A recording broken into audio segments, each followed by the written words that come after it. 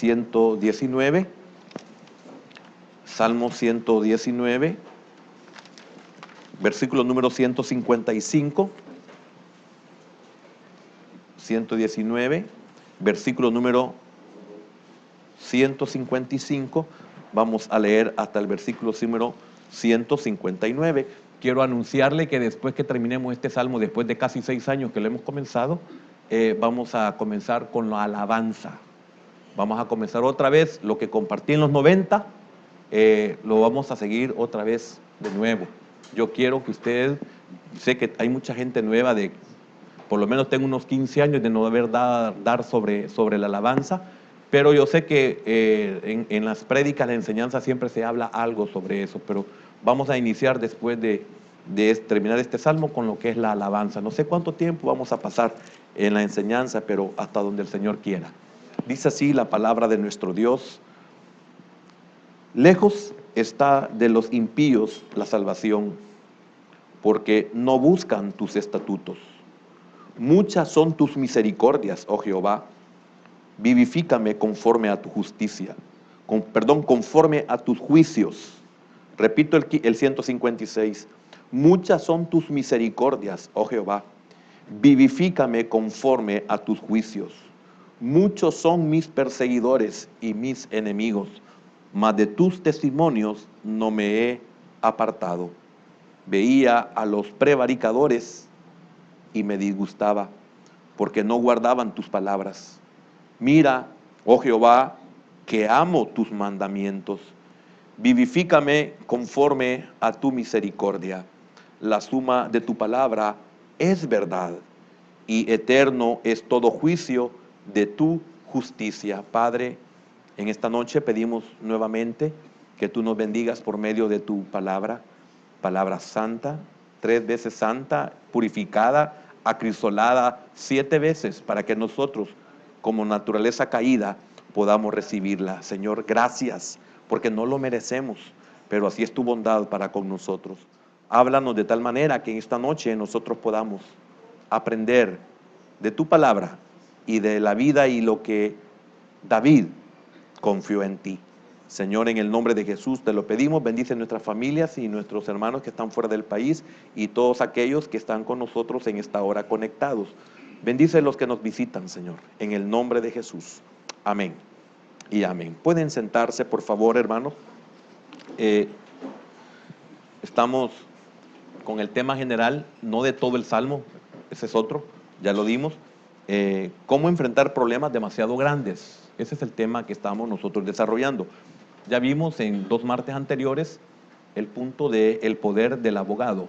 Ahora pasamos a otro que es la declaración del acusado. La declaración del acusado.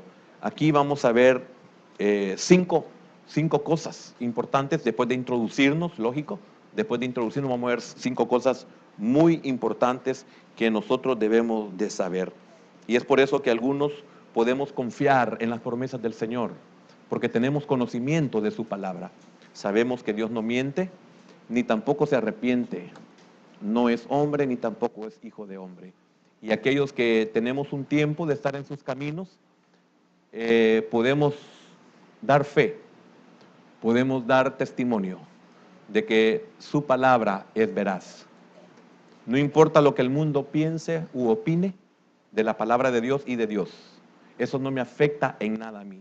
Tengo una experiencia, tengo una relación, tengo un conocimiento, y a ese conocimiento se me ha concedido una revelación, que es entender esa palabra, entender esa teoría, o eso teórico, mejor dicho, que está allí escrito. Todo el mundo puede tener una Biblia, todo el mundo puede leerla, pues muchos así lo hacen. Sin embargo, ellos no son nada. Sin embargo, no creen en nada. Sin embargo, siguen como ovejas al matadero. Sin embargo, muchos piensan de esta manera, que les parece que todos los caminos son derechos, o su camino es derecho, pero su final es un final de muerte. Y es triste que cuando uno ya viene a Cristo y se da cuenta de la verdad, y el dolor más fuerte que uno puede tener es que uno toda la vida ha sido engañado. No fue engañado por sus padres, porque nuestros padres también fueron engañados.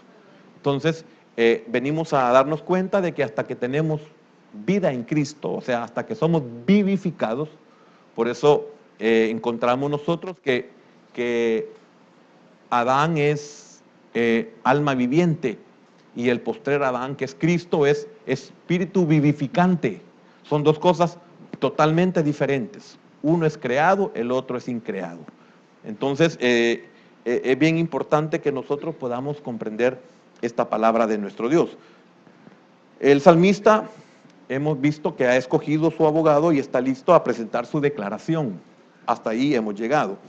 Esta estrofa de 8 versículos presenta un contraste tremendo entre el carácter de los enemigos, los impíos y el carácter de David.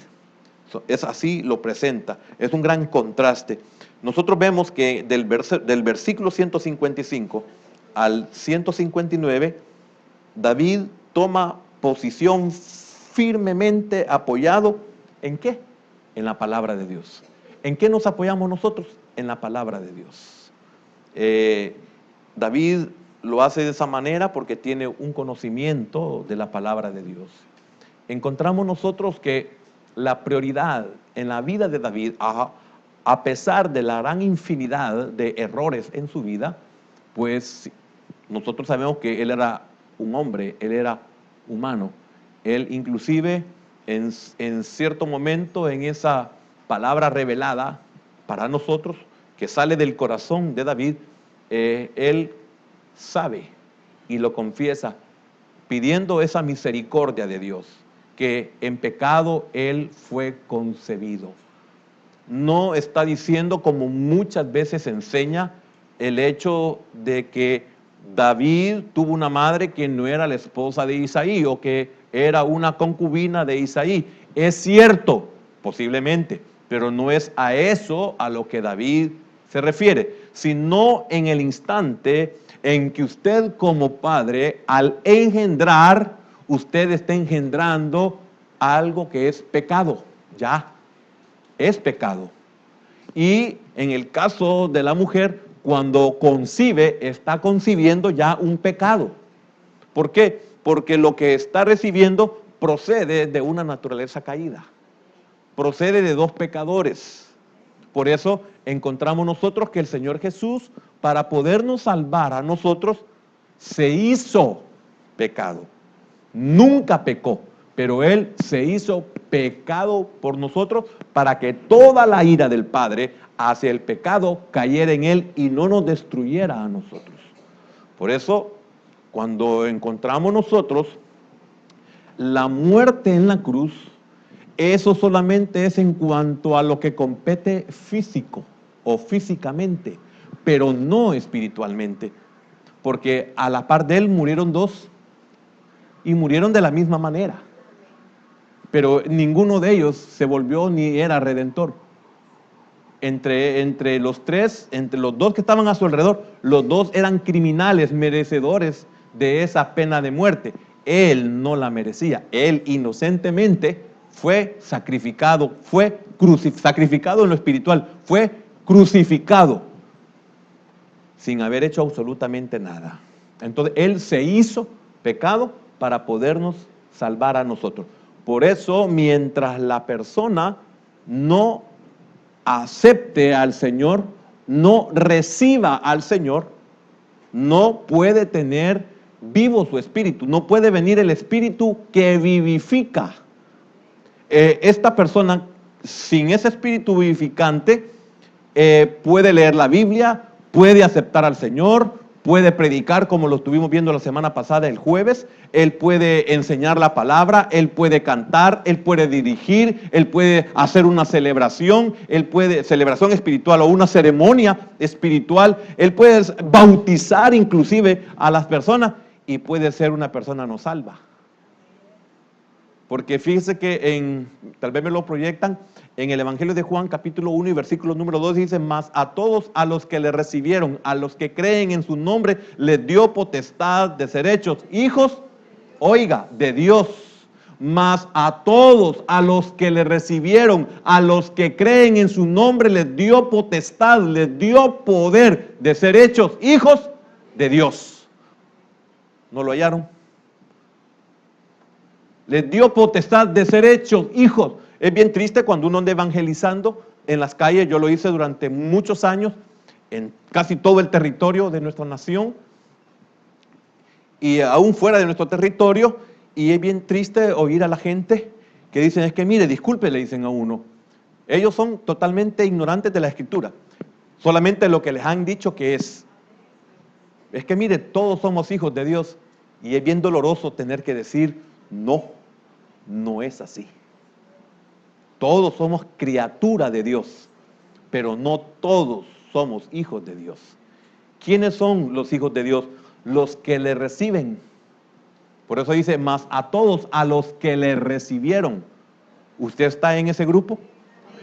Si usted ya recibió a Cristo, entonces a usted se le ha dado potestad, se le ha dado derecho de ser hijo de Dios. Los cuales no son engendrados, en el versículo número 13 dice, los cuales no son engendrados por voluntad, y ahí especifica, mire, no son engendrados de sangre, ni de voluntad de carne, ni de voluntad de varón, sino de Dios. Y todavía aclara eso el apóstol Juan. Entonces, qué importante tener este conocimiento. ¿Por qué digo esto? Porque esa seguridad tenía David, y el Mesías todavía no había venido. Pero los que se salvaban por la fe en el Antiguo Testamento, no por la ley, porque nadie la podía cumplir, los que se salvaban en el Antiguo Testamento se salvaban por fe. ¿Por fe en qué? Si no había venido el Mesías. En eso, en que vendría uno. En eso ellos se salvaban. Y nosotros, en que ya vino. Ellos, en que vendría, y nosotros, en que ya vino. Y el otro grupo, ya no hay. Por eso después que se acaba el período de la gracia, cuando la iglesia es arrebatada, ya no hay más oportunidad. Se acabó. Lo único que queda es el proceso de purificación, ya no de salvación, de purificación, que es el reino. La iglesia es quitada y el reino es quedado.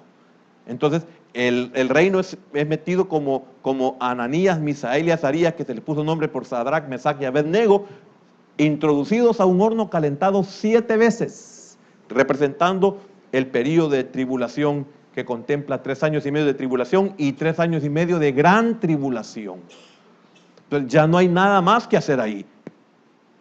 Eso es no para condenarlos, sino sencillamente para purificarlos, en los cuales cuando salieron los 3 hebreos, representando al reino, dice que no tenían ni siquiera olor a quemado o algo, ninguno de sus cabellos fue tocado. Ellos van a ser preservados, pero se pagarán altos precios. Amén. Por eso el Señor decía, hay de las que estén en cinta. Tremendo, y así dice una infinidad de cosas. Ojalá que no sea en día de reposo, vuestra huida no sea en día de reposo, hay de las que estén en cinta, etc. Entonces, ¿por qué menciono esto? Porque este es el conocimiento que nosotros tenemos y que estamos con una esperanza verdadera, basada en la palabra, porque usted leyó el versículo 155 al 59, David deja bien establecida, ¿por qué? Habla de la verdad. Entonces nosotros creemos en esa verdad. No me importa la opinión de mi vecino, no me importa la opinión de mi compañero, no me importa la opinión de los demás, no me importa la opinión de los teólogos inclusive, porque los teólogos pueden ser no convertidos, como lo dije en una de estas enseñanzas, grandes hombres teólogos con grandes comentarios y ellos son inconversos. Solo es un conocimiento de la letra. Amén. Entonces, David tenía esta convicción, tenía esta seguridad, y es por eso que cuando entendemos esto, podemos comprender por qué David podía hablar de esa manera de los impíos. ¿Por qué David, a pesar de la situación o la condición en la que se encontrara, él podía confiar en el Señor y saber que aunque los demás estuvieran mejor que él, aunque los demás lo persiguieran o lo persigan, él está confiado? Él no se preocupa por los que le persiguen. Él sabe la condición de los que le persiguen. Ellos saben cuál es el fin de los que le persiguen. ¿Y cuál es el sustento de Él? ¿Cuál es el fundamento de Él? ¿Cuál es la confianza de Él? En que Él jamás ha olvidado sus estatutos. Y al contrario dice, los amo, amo tu ley, amo tus mandamientos, amo tu palabra. Ve la importancia de amar la palabra de Dios. Entiende por qué mi preocupación a los que desprecian la palabra de Dios. Porque aunque sean salvos, su vida son vidas sin vida abundante. Y si no son salvos ni aquí ni allá, ¿qué es lo que le pasa a los impíos que habla David? Porque David dice, ya le va a tocar su final, ya les va a llegar. Pero aparte de ello, sabe que pasan a una etapa donde eternamente ellos van a estar sufriendo. David dice, yo puedo ser perseguido hoy aquí, pero si yo muero, hasta ahí termina la persecución. Hasta ahí termina el sufrimiento. ¿Cree usted esto? Porque imagínese qué tremendo, Señor, si tú hubieras venido, mi hermano no hubiera muerto. Marta, tu hermano resucitará. Y la teóloga, que representa a la teóloga sin ser María. Sí, yo sé que mi hermano resucitará en el día postrero. No, Marta, yo soy la resurrección y la vida. ¿Crees esto? ¿Ve? ¿Crees esto? Entonces, la pregunta que le acabo de hacer a usted es, ¿cree usted eso? ¿Usted cree que Dios le ha perdonado? ¿Usted cree que Dios vendrá por usted? ¿Usted cree que Dios lo va a levantar de entre los muertos? ¿Usted cree que el apóstol Pablo dice que usted está sentado en los lugares celestes? ¿Usted cree lo que dice Pablo en 3:10 de Efesios, de que va a ir a predicarle a las potestades en los lugares celestes? Si es cierto, qué bienaventurado es usted. Y si usted cree eso, es porque lo sabe. Tiene un conocimiento. El conocimiento nos hace mantenernos en la fe. El conocimiento anula nuestra naturaleza, porque sabemos por ese conocimiento que nuestra naturaleza ya fue vencida. Por eso el Señor fue tremendo cuando dijo,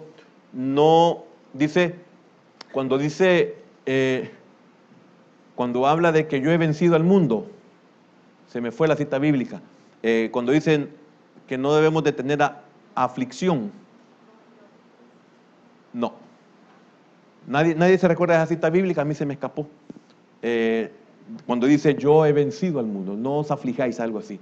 En el mundo tendréis aflicción, pero yo he vencido al mundo. O sea, usted tiene problemas, usted tiene aflicciones. Ahora, peor, y no hablo de cosas materiales, le quiero preguntar, ¿usted tiene conflictos? Él también los tuvo.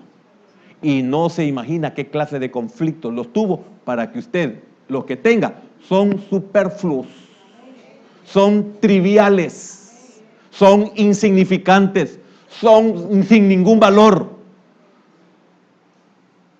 Porque por eso Él murió.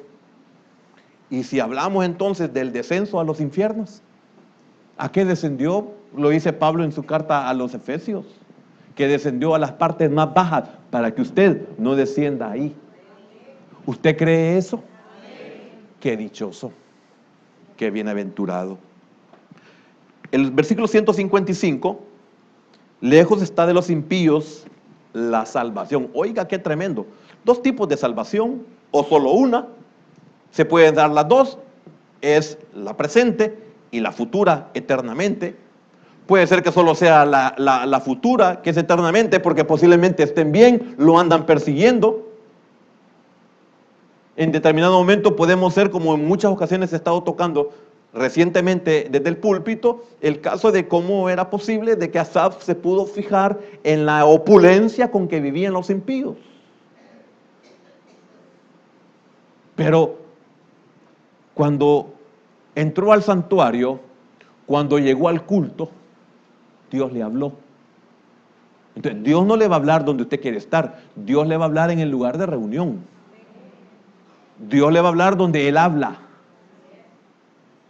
Entonces, ahí se dio cuenta Asaf de que él estaba mejor. Aunque en lo humano, él era humano, lógico, igual que David era humano, usted también es humano. No significa que usted no va a tener pensamientos que lo traicionen, no significa que usted va a dudar inclusive en determinados momentos hasta de su salvación. Usted puede dudar que Dios posiblemente se ha olvidado de usted. Él no se ha olvidado de usted. Aunque afligido yo y necesitado, Jehová pensará en mí, dijo David. Y estaba siendo perseguido. Y si usted supiera la condición en la cual David llegó a la cueva de Adulán, yo le digo que usted se muere si usted se está muriendo por un zapato que se le arruinó.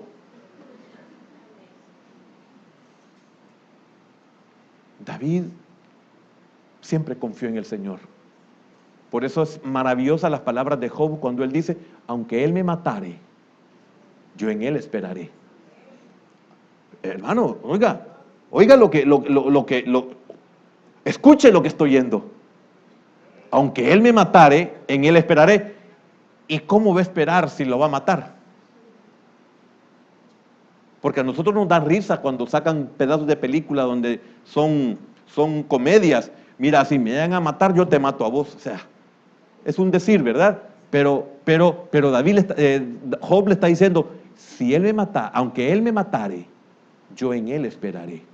Significa que Job tenía una fe que nosotros como iglesia deberíamos de tener, porque Job posiblemente en determinados momentos pudo tener él la visión de la iglesia. Como lo dice, póngame Job 19:25, por favor. Proyéctemelo, perdón, por favor.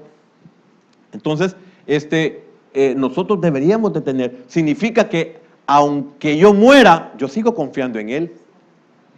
O sea, ahí no termina mi vida. Yo puedo morir físicamente, pero no espiritualmente.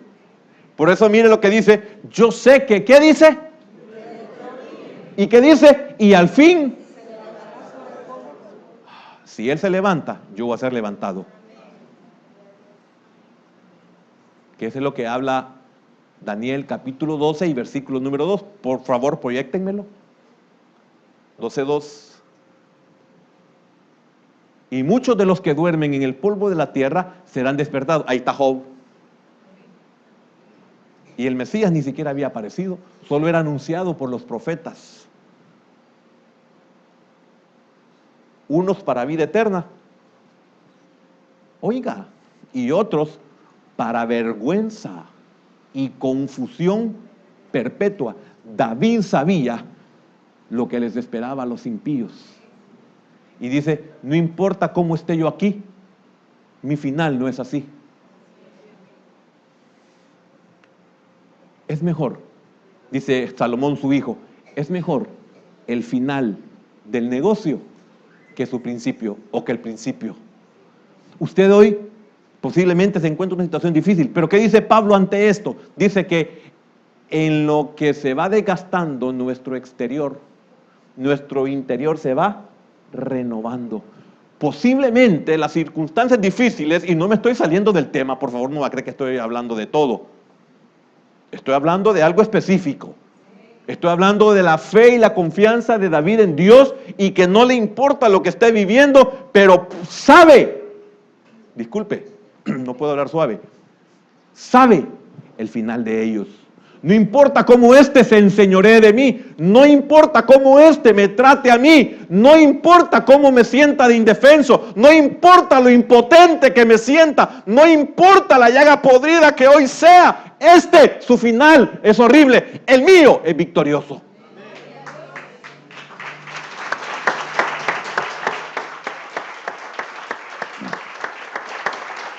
Por eso en muchas, no siempre, quisiera que fuera siempre, le hablo por mí, no sé usted en qué se pone. Por eso yo quisiera siempre guardar silencio cuando veo la injusticia de alguien sobre mí. El guardar silencio no es cobardía. El guardar silencio es sentir muchas veces compasión por el que me está pisoteando. Porque David sabía quién había enviado a los que le perseguían. Así como sabía quién había enviado a Samuel a su casa.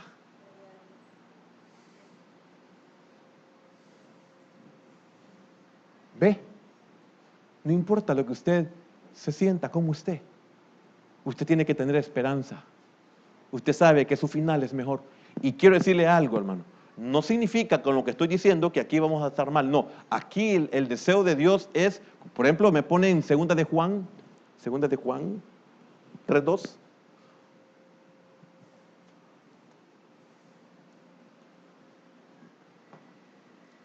Por favor, si no me equivoco.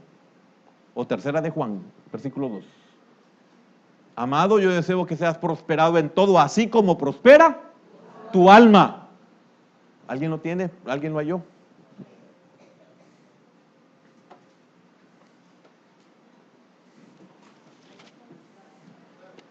Ahí está, gracias, hijo. Tercera de Juan 1:2. No andaba lejos, ¿verdad? Por 2 me equivoqué.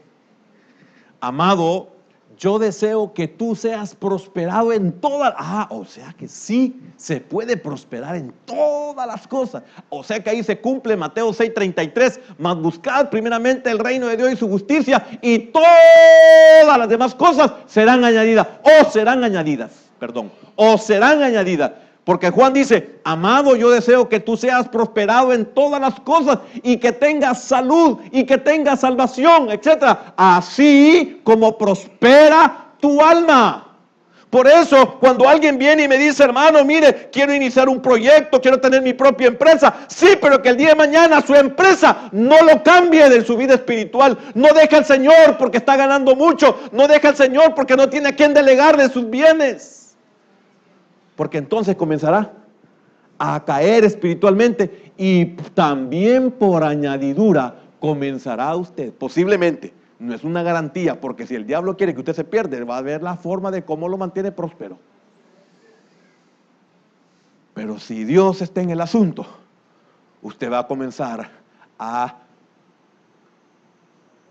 retroceder, porque Dios no quiere que se pierda. Dice el Señor, va a decir el Señor, te bendije porque tú me lo pedías, pero la bendición fue cambiada por el que bendice. Fíjense que los que creen en Dios y no son convertidos, ellos le piden a Dios y ellos no quieren rendirse a Cristo porque ellos creen, no, si yo le pido a Dios y Dios es bueno. Sí, pero si te ayudo hoy, solo es en este tiempo que es tan corto que la vida del hombre, dice el Salmo 90, que es de 70 años, y los más robustos y los más fuertes y los que pueden vivir un poco más es de 80. De ahí para allá, qué difíciles. Solo es un momento tan pequeño y el hombre no puede comprender de que Dios está derramando gracia para que él pueda reconocerlo y no lo reconoce. Es como a nosotros Dios nos bendice y lamentablemente la bendición nos echa a perder.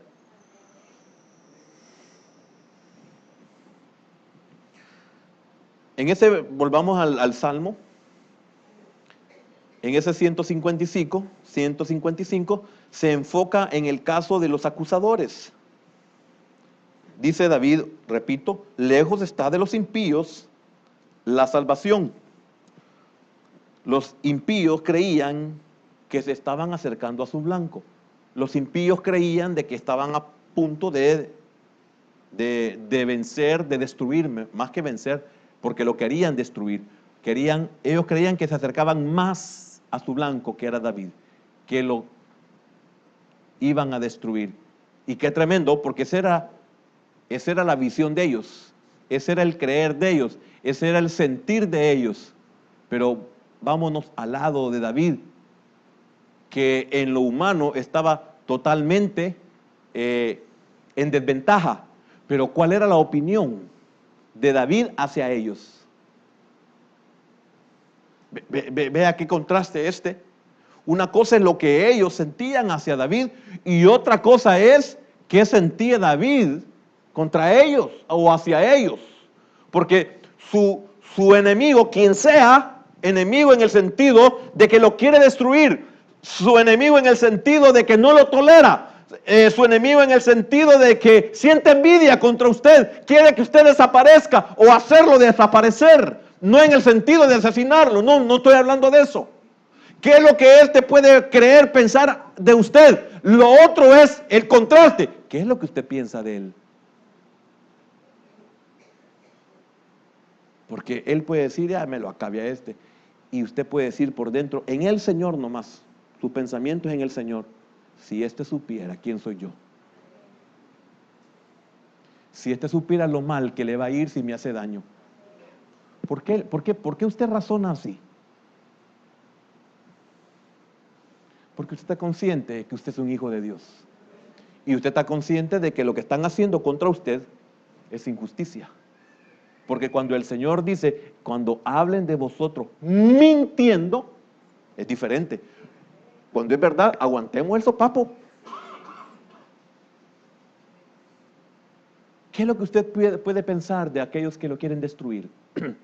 Si usted es convertido, usted puede decir, Señor, qué difícil decir lo que el Señor dijo. Porque si usted analiza la situación, ¿hasta dónde llega la compasión del Señor Jesús en la cruz del Calvario? Cuando sabe que ellos saben en lo humano, ellos saben lo que están haciendo. Cuando Él mira hacia el liderazgo de Israel en ese tiempo, Él sabe que ellos no son sacerdotes, ellos son políticos, como lo estuvimos viendo el domingo.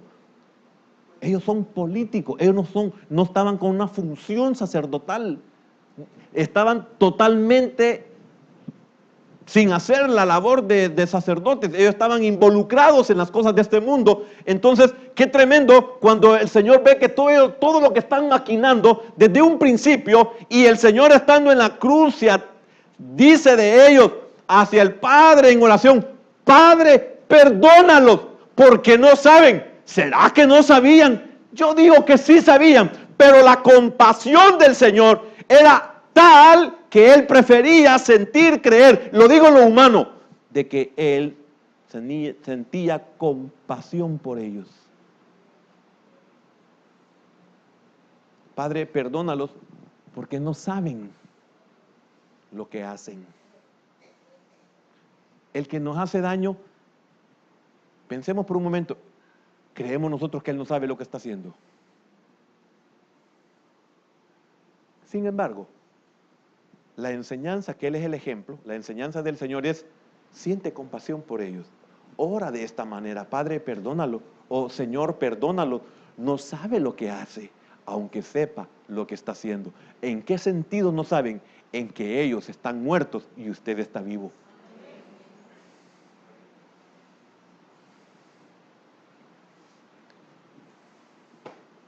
Usted tiene a Cristo.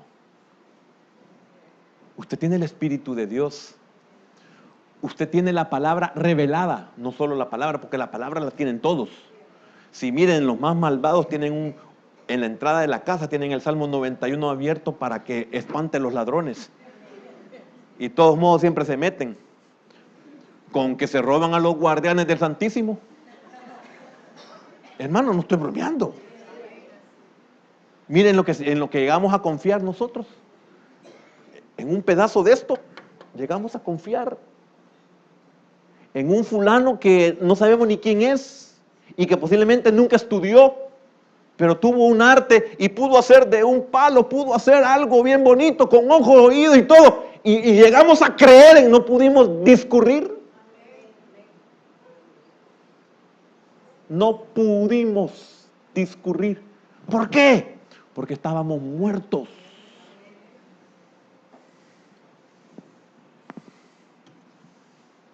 Por eso nosotros muchas veces no podemos soportar las aflicciones, porque se repite en nuestra vida a cada momento. Oseas 4:6, mi pueblo perece por falta de conocimiento. Y el conocimiento, letra, no nos ayuda, porque la letra mata.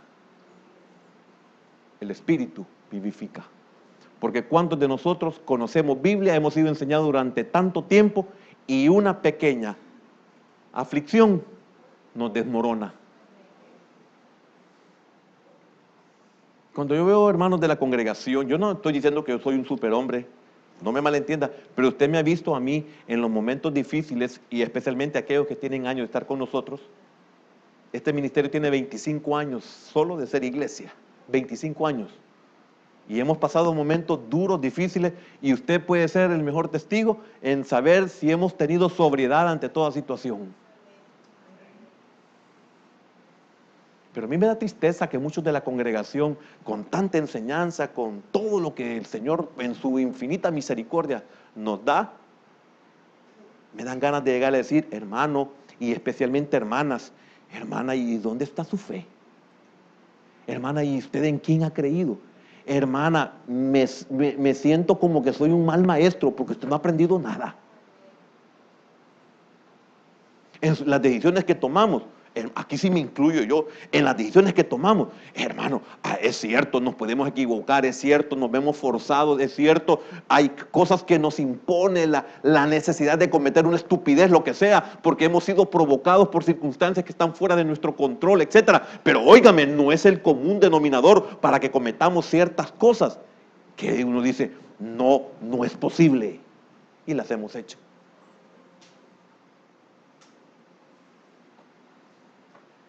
¿Hasta dónde llega nuestra confianza? Estoy basado en el hecho de que David sabía en quién había creído. David sabía en quién confiaba. David jamás se olvidó quién fue el que le ayudó a vencer el oso, a vencer el león, a vencer a Goliat, a vencer los demás gigantes.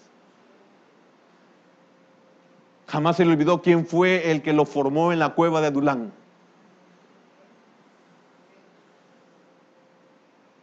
David sabía que jamás Dios lo había abandonado en ningún desierto. David no podía olvidarse de todas las misericordias que el Señor tuvo para con él. ¿Cuántas veces lo quisieron asesinar? En la mayoría Saúl, su propio rey, el ungido de Jehová, y de todas esas cosas él fue librado. ¿Cuántas veces usted ha experimentado en el Señor y cómo es posible que en un momento en el cual usted tenga que honrar a Dios no lo honra?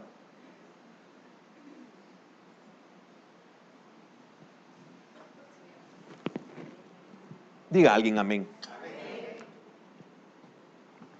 El amén no es por mí. No se dieron cuenta de lo que David ya sabía. Estaban a punto de ver sus propias vidas deshacerse. Y no solo temporalmente, eternamente. Estaban a punto de deshacerse. No toma mucho para que David describa su precaria posición. Observemos nuevamente las palabras de ese versículo 155. Lejos está de los impíos. Oiga, qué tremendo. La salvación, lejos. Pero, oiga, el que no entiende lo espiritual, como lo dice Pablo en su primera carta a los Corintios, capítulo número 1, especialmente, cuando habla de que el hombre natural no percibe las cosas de Dios porque para él le son locura. Entonces, óigame, ¿cómo es alguien que es perseguido? ¿Cómo es alguien que es víctima? Puede decir lo que David dijo de sus victimarios, de sus perseguidores. ¿Quién es el perseguido? ¿Él o ellos? Depende. Si lo vemos en el lado de ellos, es David. Pero si lo vemos en el lado de David, son ellos. Entonces, a sus ojos, ¿cómo está su enemigo? Ese gigante, ¿cómo está a sus ojos? ¿Por qué David derrotó al gigante? Porque antes de pelear ya lo había derrotado. En su corazón, en su fe. Pues le dijo, así como me entregó al oso, al león, así te entregará hoy en mis manos. Y corrió hacia la línea de meta.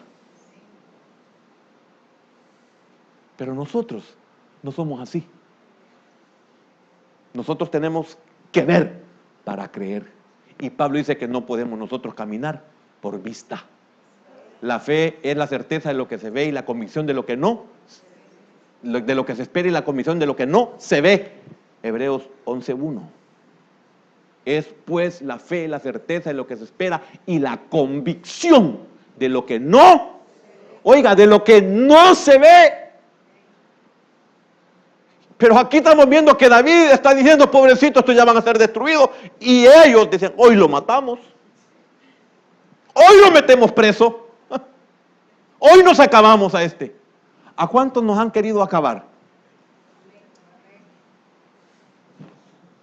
A mí no me gusta porque a veces el diablo cobra derechos. Pero hermano, yo digo, Señor, las veces que me has librado de la muerte, nadie hubiera asegurado que hubiera salido con vida. Nadie. Desde mi niñez estoy haciendo. Cuando yo nací, yo salí del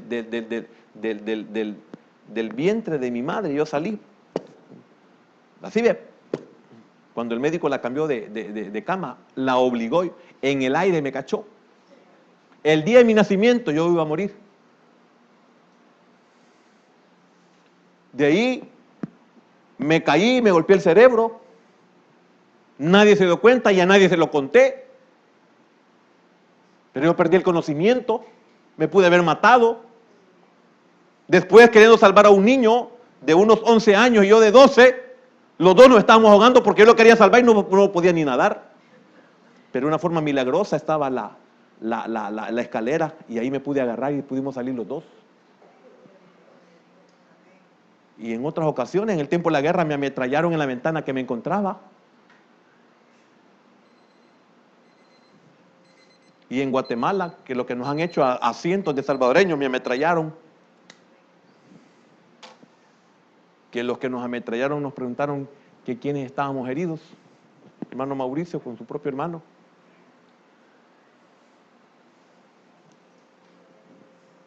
Y cuando me pusieron boca abajo, hermano, con el fusil aquí, y le dijeron a los demás hermanos, si no dicen dónde está el dinero, él va a ser el primero en morirse. Y yo diría, Señor, bueno, si me tengo que morir, yo estoy listo. No le digo que no me afligí, por un ratito que me afligí, pero después de unos segundos la aflicción desapareció. Él me daba lástima porque ¿a dónde va a ir él? Porque estos mueren luego. Y mire la misericordia de Dios que me dio la visión de esta iglesia. Y en ese momento que el hombre quería dispararme, aquí me puso la boquilla del fusil. En ese momento yo estaba aquí parado, mira, así ve, y Dios sabe, yo le di el testimonio esa misma semana que vine. Yo vi la congregación así, mire, y vi a una infinidad de hermanos que le puedo dar los nombres de los cuales el Señor me puso los rostros. Y cuando yo vi a esos, le dije, Señor, yo no puedo enseñando, no voy a morir, un montón de hermanos, no están restaurados. Así que por la no restauración de ese montón de gente estoy con vida. Y si sigo con vida es porque muchos de ustedes todavía no están restaurados.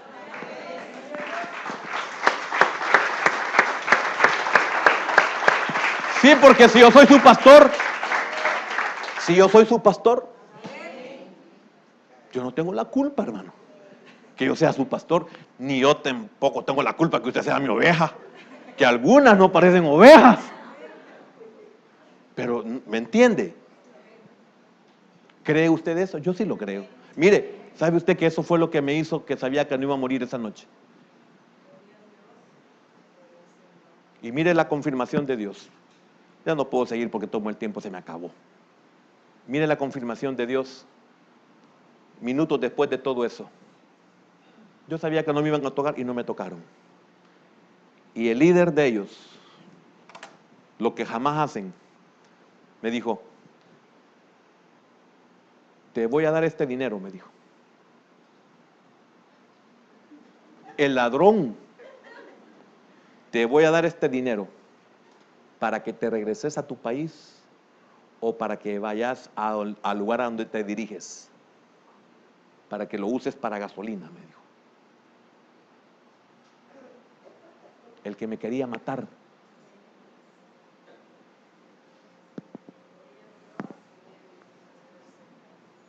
Y los hermanos me decían, hermano, pero todos nos quitaron, ¿y usted dónde agarra para darnos de comer, para darnos gasolina, para darnos refrigerio, para que tomemos gaseosa, para que tomemos café? Solo yo sabía. ¿O no es cierto, hermano Mauricio? Bueno, por lo menos pregúntele a su hermano. ¿Y de dónde saca? ¿Y cómo les decía yo? De la bolsa del ladrón.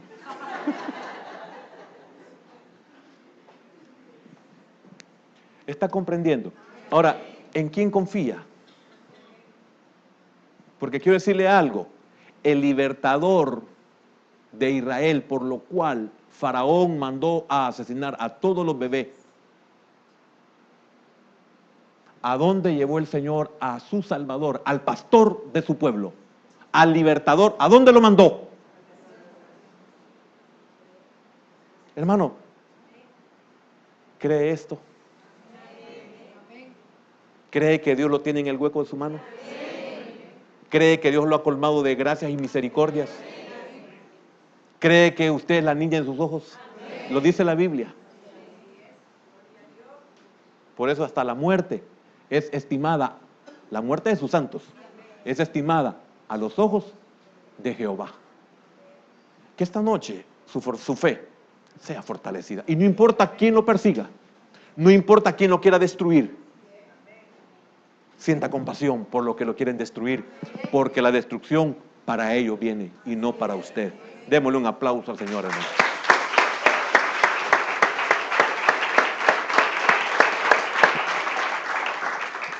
Vamos a orar. Vamos a darle gracias al Señor y quiero pedirle a mi hermano Carlos que nos ayude con la alabanza. Bendito Dios y Padre eterno.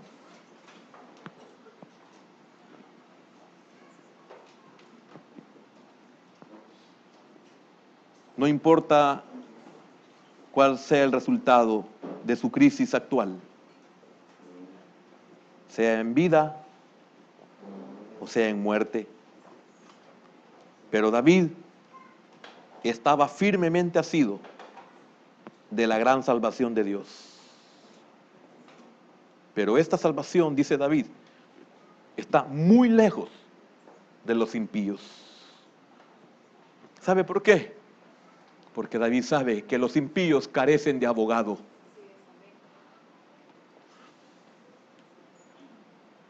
David sabía que Satanás los atrae a la esclavitud del pecado y luego los abandona a su suerte. Usted tiene un Dios que no solo tiene un abogado para usted, sino que jamás lo abandona. Si no, solo recordemos nuestra vida pasada. Sin Dios y sin esperanza, dice Pablo, alejados de la ciudadanía de Dios, esclavos, cautivos. Teníamos un dictador sobre nosotros, uno que se enseñoreaba de nosotros por el temor a la muerte.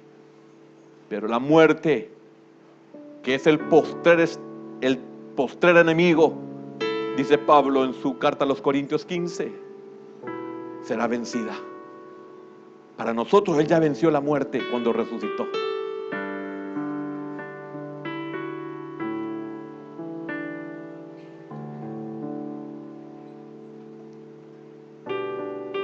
Usted tiene ley, usted tiene constitución.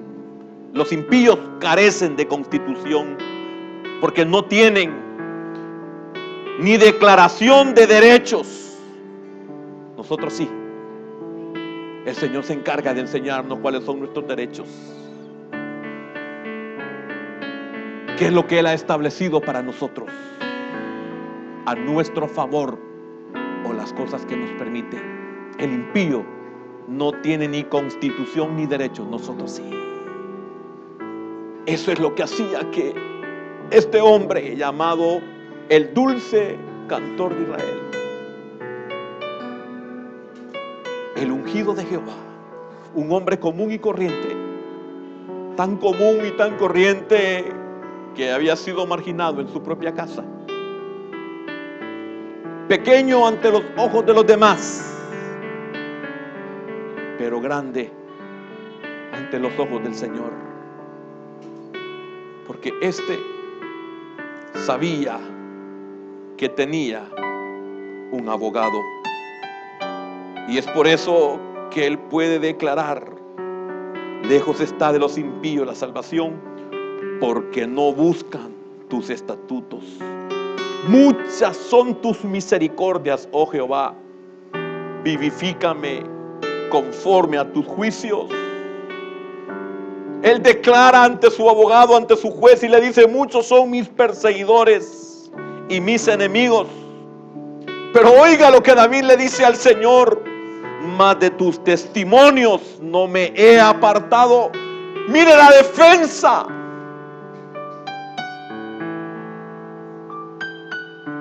Usted puede decir lo mismo.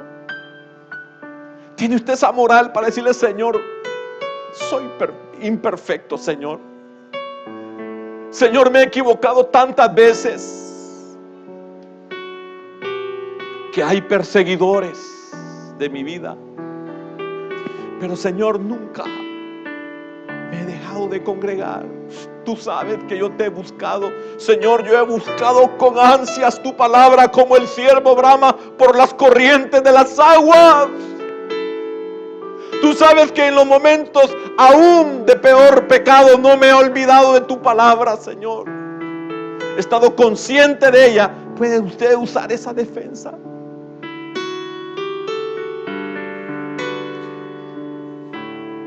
Usted como acusado puede dar una declaración así.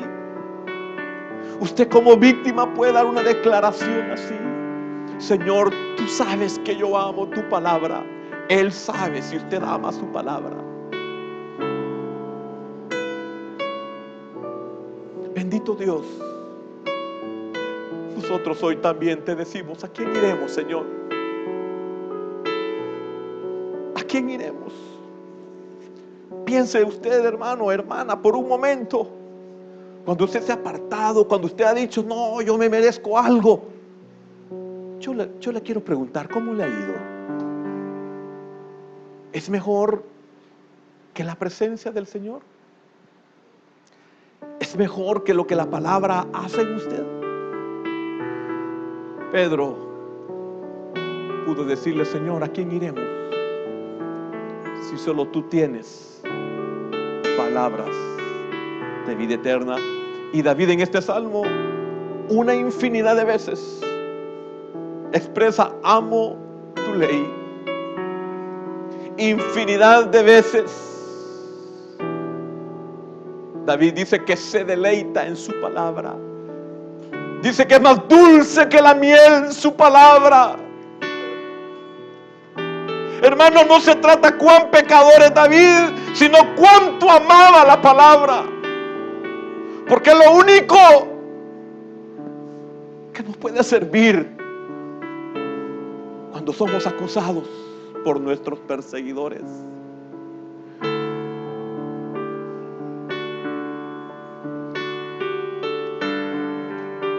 Gracias.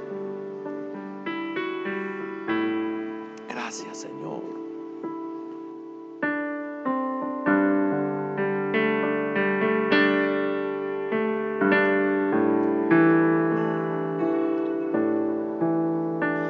En el trono de mi corazón, Señor, tú reinas hoy. En el trono